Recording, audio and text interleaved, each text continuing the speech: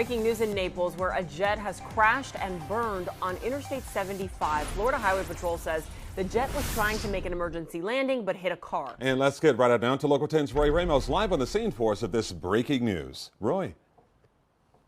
Well, I just got a chance to speak with Collier County Sheriff deputies who tell me this happened about a mile from where we are standing. We are actually right off of mile marker 105. This all happening off of mile marker 106, and you can see that all the traffic is being diverted off of the northbound lanes of I-75 onto Golden Gate Parkway as crews begin to investigate this crash. I want to show you video that was obtained by drivers on the northbound lanes of I-75 as they were traveling on this roadway here when they saw this plane come crashing down. Obviously, we've covered plane crashes in the past, and it's likely that that plane was attempting to make a landing when this all happened.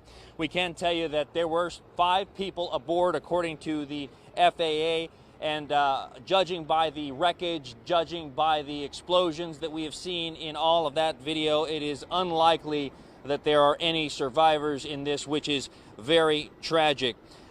We did get a chance to hear transmissions from that pilot just moments before this crash happened, and I'll get to that in just a moment. But at first, I want to describe to you what this aircraft was going through today. We do know that it departed from Fort Lauderdale Executive Airport this morning and flew to Ohio, Columbus, then departed from Columbus and was attempting to land here at Naples Municipal Airport when that pilot crashed. Take a listen to these transmissions just moments before that plane came down.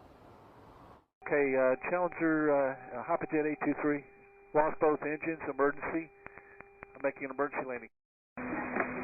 Service, got the emergency clear to land runway 23. Is that Hoppajet 823? We're clear to land, but we're not going to make the runway. We've lost both engines. And as we come back out live to that traffic right there, you can hear through that transmission that pilot saying that they have lost both engines of that jet. That jet, we have learned, is being described as a Bombardier Challenger 600 or a Bombardier Challenger 604, flying with the airline Hoppajet. We have reached out to that airline to find out exactly what was going on with that aircraft, that information that we are working to gather at this time. As for this investigation, well, we do know that the Florida FAA is now investigating along with the NTSB as soon as we gather new details from them. But the very latest that we can provide you with as far as information is 5 people were aboard that aircraft. Unfortunately, all 5 of those people losing their lives.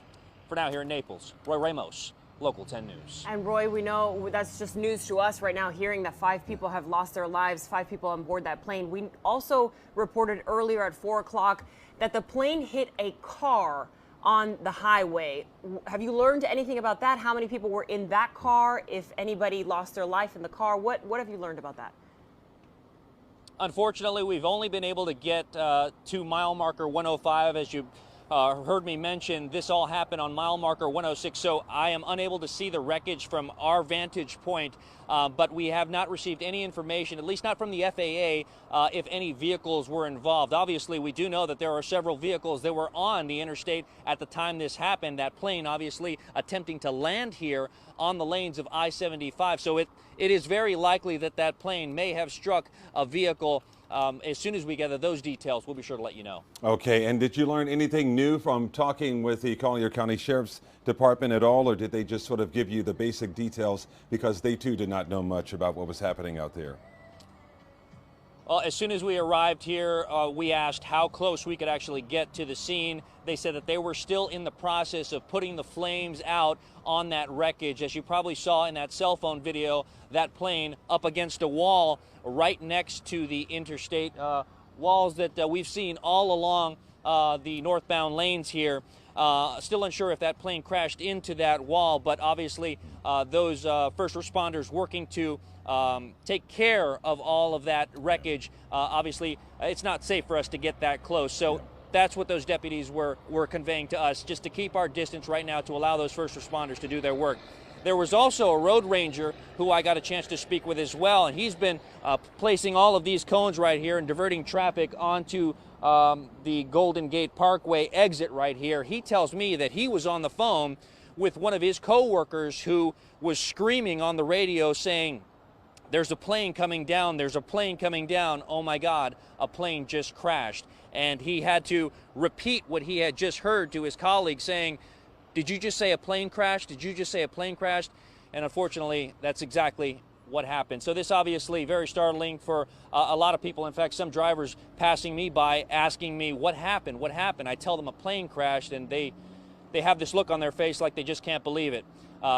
Despite how many crashes we've covered in the past, it's just very startling to hear this sort of thing.